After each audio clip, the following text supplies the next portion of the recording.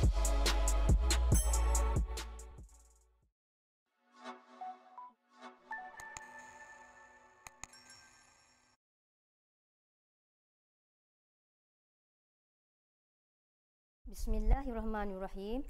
Assalamualaikum warahmatullahi taala wabarakatuh dan selamat pagi semua. Saya Cikgu Masliza binti Abdul Rahman dari Sekolah Mahat Muhammadi Perempuan Kota Baru. Terlebih dahulu saya ucapkan tahniah kepada bahagian sektor pembelajaran JPN Kelantan di atas inisiatif mewujudkan kelas ikhlas bagi membantu menyiapkan diri para pelajar bagi menghadapi peperiksaan khususnya calon-calon SPM 2020.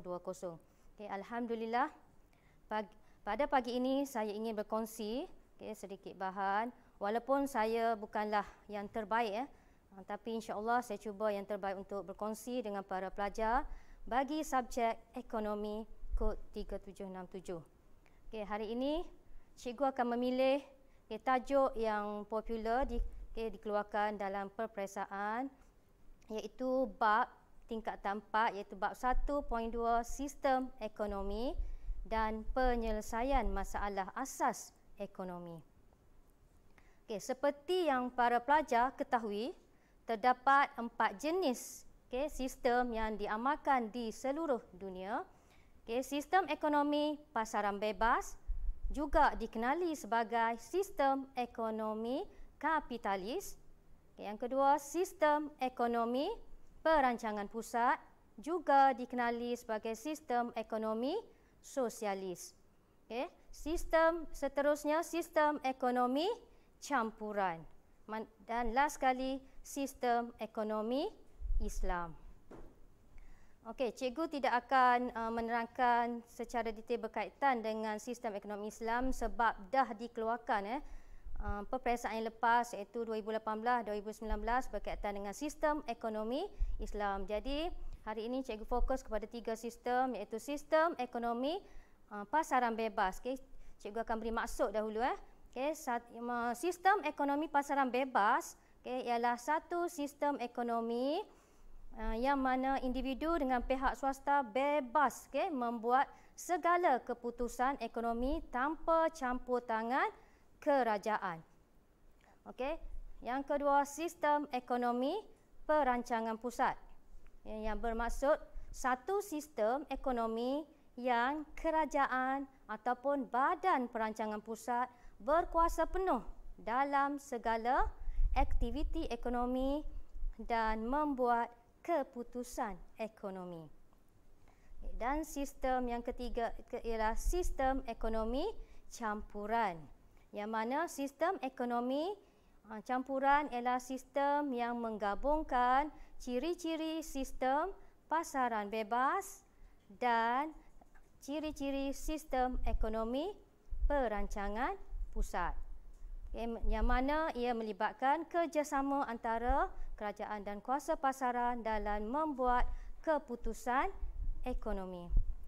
Kita terus ke slide yang kedua, masalah asas ekonomi, iaitu apa barang ataupun perkhidmatan yang hendak dikeluarkan.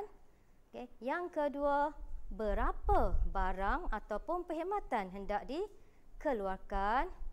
Yang ketiga, bagaimana barang ataupun perkhidmatan hendak dikeluarkan. Dan yang keempat, untuk siapa barang ataupun perkhidmatan hendak dikeluarkan. Seperti yang kamu lihat, angka merah yang cikgu highlight itu ialah keyword yang perlu kamu hafal untuk memudahkan kamu ingat A, B, B, U. Kita tengok slide seterusnya. Kita pergi apa yang hendak dikeluarkan, iaitu merujuk kepada penentuan jenis barang yang hendak dikeluarkan, yang mana diselesaikan melalui kuasa pasaran dan kuasa kerajaan. Seperti yang kamu tahu, sistem ekonomi campuran ini melibatkan 3 unit ekonomi, iaitu pengeluar, pengguna, kerajaan. Jadi kamu boleh memilih salah satu untuk diterangkan dalam jawapan kamu, iaitu sama ada pengeluar ataupun pengguna. Okey, dan satu lagi kerajaan. Okey, okey, kita tengok huraian berkaitan dengan pengeluar pengguna kerajaan, iaitu pengeluar akan memilih mengeluarkan barang ekonomi berdasarkan permintaan masyarakat ataupun cita rasa masyarakat. Okey, apa yang dikeluarkan tu itu cara huraian dia. Okey, bagi pengguna pula pengguna akan memilih barang ataupun perkhidmatan yang memberi kepuasan kepada mereka, kepuasan yang maksimum. Manakala kerajaan akan mengeluarkan barang awam. Kena ingat barang awam kerajaan keluarkan bagi tujuan dia untuk menjaga kebajikan masyarakat. Okey, seterusnya berapa hendak dikeluarkan? Okey, berapa ni merujuk kepada penentuan kuantiti barang yang hendak dikeluarkan. Ini untuk memastikan tidak berlaku masalah kekurangan ataupun lebihan barang di pasaran. Okey, apabila masalah kekurangan seperti yang kamu tahu akan menyebabkan harga barang akan naik. Ini akan menjejaskan kepada kamulah yang mana harga akan semakin naik. Okey. Sebaliknya, jika berlaku lebihan barang di pasaran pula akan membawa kepada penurunan harga. Ini akan menggunakan untung firma. Okey, kita tengok huraian berkaitan dengan lagi iaitu pengeluar. Okey, macam mana awak hurai berkaitan dengan pengeluar? Pengeluar akan keluarkan barang apa? Barang ekonomi. Okey, bergantung kepada apa? Okey, macam mana pengeluar nak keluarkan barang ekonomi ini ialah berdasarkan permintaan ataupun melalui mekanisme pasaran, iaitu apa yang hendak diminta oleh pengguna dan berapa yang mampu ditawar oleh pengeluar. Okey, manakala bagi barang, kuantiti barang awam pula akan ditentukan oleh kerajaan berdasarkan keperluan rakyat. Apa yang diperlukan oleh rakyat pada masa kini. Okey, slide seterusnya, kita akan terus bagaimana hendak dikeluarkan. Bagaimana kerajaan nak keluar, bagaimana firma nak keluar, merujuk kepada penentuan cara ataupun teknik sesuatu barang ataupun perkhidmatan. Bagi barang ekonomi, pengeluar akan memilih kaedah yang paling cekap ataupun berdasarkan harga relatif faktor yang paling murah, sama ada menggunakan buruh ataupun modal. Okey, jadi sini pilihan mestilah yang dapat memaksimumkan untung ataupun yang meminimumkan kos bagi barang ekonomi. Okey, seterusnya barang awam. Sama ada berintensikan buruh ataupun berintensikan modal. Okey, barang awam pula kerajaan akan keluar dengan cara memilih teknik yang dapat memberi kepuasan, memberi kebajikan yang maksimum, iaitu kaedah berintensikan buruh ataupun mana-mana yang lebih murah. Okey, seterusnya untuk siapa dikeluarkan merujuk kepada sasaran ataupun penentuan agihan barang kepada masyarakat. Bagi barang ekonomi, diselesaikan berdasarkan corak agihan pendapatan wang bergantung kepada kemampuan ataupun kuasa beli masyarakat, yang mana golongan yang berpendapatan tinggi akan memperoleh lebih banyak barang dan perkhidmatan berbanding golongan miskin. Jadi manakala kerajaan pula akan mengeluarkan barang apa? Barang awam. Untuk siapa? Untuk semua masyarakat, agar kebajikan masyarakat terjamin. Dan satu lagi, tiada pengecualian untuk penggunaan bagi barang awam. Jadi semua individu bebas menggunakannya. Jadi kerajaan akan campur tangan sekiranya berlaku ketidakadilan sebagainya ialah melalui sistem cukai dan juga subsidi bagi menjaga kebajikan masyarakat. Okey, kita tengok seterusnya, slide seterusnya. Okey, macam mana langkah-langkah perlu diambil apabila pelajar hendak menjawab soalan. Yang pertama ialah lihat dari segi isu dia. Kena pasti topik ataupun subtopik. Maksudnya kita kena pasti topik ataupun subtopik apabila pelajar membaca soalan, pelajar perlu tahu dia berada di topik mana. Di mana soalan itu ditanya. Yang kedua, stimulus. Yang mana pelajar perlu beri respon berdasarkan bahan rangsangan yang diberikan seperti rajah, carta, petikan. Sekiranya soalan tu tidak ada gambar, tidak ada carta, hanya soalan direct, maka pelajar perlu faham soalan tu betul-betul.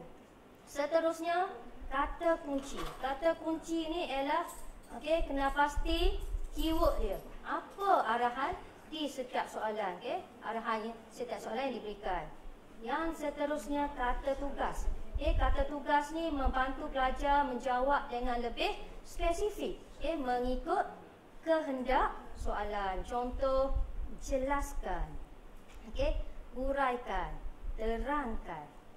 Seterusnya, peruntukan markah juga penting kepada pelajar untuk memudahkan pelajar menjawab supaya tidak lebih masa, tidak terlalu lebih isi. Jadi pelajar perlu lihat peruntukan markah. Contoh, sekiranya 5 markah soalan peruntukan, maka pelajar perlu jawab 5 markah dan 5 minit. Sesuaikan dengan soalan. Kita tengok soalan. Ni cikgu pilih soalan SPM 2013. Cuba kamu lihat isu dia. Yang mana cikgu highlight warna biru isu, yang mana maklumat di bawah berkaitan dengan ciri sistem ekonomi negara P. Ciri sistem ni berada di bab 1 tingkatan 4. Kita tengok pula stimulus dia. Stimulus dia ni adalah ada 3 unit ekonomi, individu, firma dan kerajaan, dan tiada unsur Islamik di situ. Jadi maksudnya sini soalan ni menjurus kepada sistem ekonomi campuran. Jadi soalan nombor 1, tentukan sistem ekonomi negara P. Maka pelajar perlu nyatakan terus apakah sistem negara P. Yang kedua, jelaskan peranan kerajaan dalam menyelesaikan masalah asas ekonomi bagi negara tersebut. Bila soalan jelaskan, maka pelajar perlu beri huraian, huraian tentang peranan kerajaan dalam nak menyelesaikan masalah ekonomi. Maksudnya gabungkan fakta dan huraian sekali. Kita lihat contoh jawapan.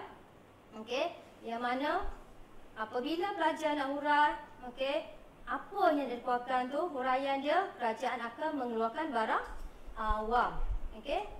Maksudnya isi yang kedua, berapa? Maksudnya kita kena kaitkan dengan masalah asas dia, apa berapa. Kerajaan akan menentukan kuantiti barang awam mengikut keperluan masyarakat. Yang ketiga, kerajaan mengawal pengeluaran melalui undang-undang. Seterusnya, bagaimana? Masalah asas yang ketiga adalah bagaimana kerajaan akan memilih berintensifkan buruh ataupun mana-mana intensif yang lebih murah bagi memaksimumkan kebajikan rakyat. Dan yang keempat, untuk siapa? Iaitu kerajaan akan mengeluarkan barang awam untuk semua rakyat. Itu cara hurai untuk soalan jelaskan. Slide seterusnya.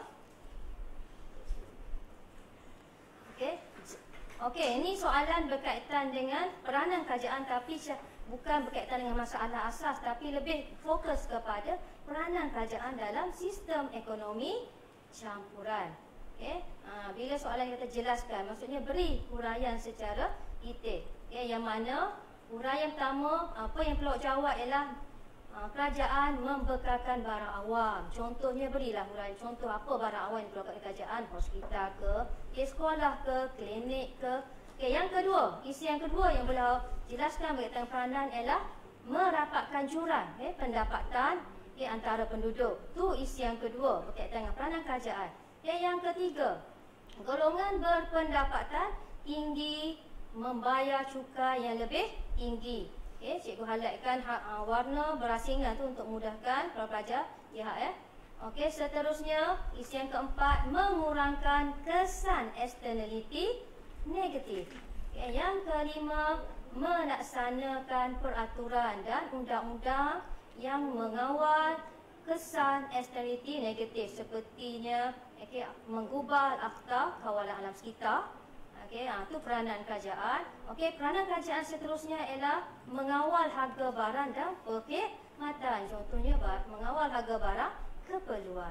Seterusnya isi yang ketujuh, mengeluarkan lesen kepada peniaga supaya aktiviti pengeluaran tidak bercanggah dengan peraturan yang ditetapkan. Seterusnya, mengatasi masalah inflasi ataupun tujuan kerajaan ialah untuk menstabilkan ekonomi. Seterusnya isi yang boleh kamu beri lagi ialah memastikan golongan berpendapatan rendah dibantu. Contohnya kerajaan bagi BHS, bantuan sebagainya. Seterusnya, melaksanakan program awam. Contohnya tambah baik perkhidmatan awam, memperkasakan prasarana di luar bandar, meningkatkan taraf hidup dan sebagainya. Kita tengok soalan kedua berkaitan dengan sistem ekonomi, iaitu SPM 2016. Kita tengok dari segi dia punya isu ya, yang mana maklumat berikut berkaitan dengan ciri sistem bagi dua buah negara. Isu ini berkaitan dengan ciri sistem ekonomi. Kenapa cikgu pilih semua berkaitan dengan sistem ni adalah sebab sering kali keluar berkaitan dengan sistem yang mana 2 tahun turut-turut keluar berkaitan dengan sistem ekonomi. Sini kita tengok negara X. Rakyat tiada kebebasan untuk membuat pilihan, tapi kebajikan mereka dijaga. Maksudnya sini dua benda yang perlu, ini yang saya highlight tu, tiada kebebasan dan untuk membuat pilihan, tapi kebajikan masyarakat terjaga. Jadi tiada kebebasan ni kepada individu, kepada firma. Kita boleh tahu dah apa itu sistem yang terlibat, dan tapi kebajikan dijaga. Yang kedua, negara Y. Negara Y ni keputusan ekonomi sepenuhnya dibuat oleh individu dan pihak swasta. Maksudnya 2 unit sahaja yang terlibat, kerajaan tidak terlibat sini. Jadi sini bila baca soalan, tentukan, nyatakan ciri apakah sistem yang terlibat ataupun yang diamalkan di negara X. Kita dah boleh kenal pasti ya. Yang kedua, beri 2 ciri. Seterusnya, beri 2 ciri. Mana-mana ciri pun boleh, kita ada banyak ciri. Boleh 3 markah. Jelaskan. Jelas secara terperinci kelebihan. Kelebihan perniagaan di negara Y berbanding negara X. Bila kita dah tahu dah negara X, negara Y, apakah sistem dia, maka teruskan. Kita boleh terus menjawab. Kita tengok contoh jawapan ciri yang kita boleh pilih sama ada kita nak pilih, nak hurai pemilikan faktor ke, nak pilih pembuat putusan ke, penentuan harga ke, pasaran. Sebelum tu kita tengok soalan dia kata ciri-ciri lain Maksudnya dalam soalan tu perlu highlight ciri-ciri lain tu perlu belajar tengok. Maksudnya ada ciri dah dinyatakan dalam soalan. Fakta di sini, kita tengok balik dia punya slide. Soalan tadi. Rakyat tiada kebebasan untuk membuat pilihan. Situ satu ciri dah wujud, iaitu membuat pilihan. Dan yang kedua, kebajikan masyarakat terjaga. Motif ataupun matlamat dah wujud di situ. Dan sistem ekonomi sini adalah sistem ekonomi perancangan pusat. Kita tengok jawapan balik. Sistem ekonomi perancangan pusat. Ciri dia, ciri yang lain tu maksudnya ciri selain daripada pilihan dan motif, maka yang tu tidak boleh diambil lagi sebab dah dinyatakan. Tidak selain daripada yang dinyatakan dalam stimulus. Huraian dia, sumber ekonomi dimiliki sepenuhnya oleh kerajaan tu untuk pemilikan faktor pengeluaran. Yang kedua, dari segi pembuat putusan, keputusan ekonomi dibuat oleh kerajaan ataupun individu tidak boleh membuat putusan dalam ekonomi. Pilihlah mana satu atau Seterusnya berkaitan dengan penentuan harga. Harga ditentukan oleh kerajaan. Okey, sebab ni perancangan pusat. Okey, seterusnya persaingan tidak wujud persaingan antara firma ataupun pengeluar. Okey, seterusnya 1A2, kamu hanya perlu jawab peranan kerajaan saja ya. Okay, untuk soalan ni, okey, contoh sini jawapan yang boleh kamu jawab: kerajaan tidak campur tangan dalam ekonomi, tidak wujud barang kawalan kerajaan. Okay, ini kelebihan kelebihan negara luar, iaitu kapitalis. Keuntungan dinikmati sepenuhnya oleh firma. Tingkat kecekapan meningkat, tiada bayar cukai, cepat dalam membuat keputusan ekonomi sebab kerajaan tak campur tangan. Harga tidak dikawal oleh kerajaan. Pengeluar bebas keluarkan apa sahaja barangan firma. Seterusnya, firma bebas bersaing. Isi yang ke-10, kualiti barang akan meningkat sebab tiada campur tangan, jadi firma bebas bersaing. Okey, yang ke-11, rakyat bebas membuat pilihan. Okey, yang terakhir cikgu nak bagi tip untuk bahagian A, apa yang para pelajar perlu kuasai. Semua soalan kuasai semua soalan dalam buku teks untuk bahagian A ni, semua soalan berada dalam buku teks. Ini untuk bahagian A. Jadi guna buku teks sebagai bahan rujukan utama dan jadikan DSKP ataupun Document Standard Curriculum pentaksiran sebagai panduan. Seterusnya, aplikasikan segala pengetahuan dalam buku teks apabila menjawab soalan. Yang seterusnya, fahami cara mengira dan mengaplikasikan formula daripada buku teks. Seterusnya, kuasailah konsep, istilah dan fakta ekonomi. Biasakan dengan data-data ataupun angka-angka. Banyak soalan keluar berkaitan dengan angka-angka data. Memahami arahan dan kata tugas serta kata kunci soalan. Cikgu akhiri dengan yang mana segala bahan yang cikgu kongsi ini dapat membantu sikit sebanyak para pelajar, dan ini sahaja yang dapat cikgu kongsikan untuk slot kali ini. Jaga diri, jaga penjarakan sosial. Semoga berjumpa lagi. Assalamualaikum warahmatullahi wabarakatuh. Bye.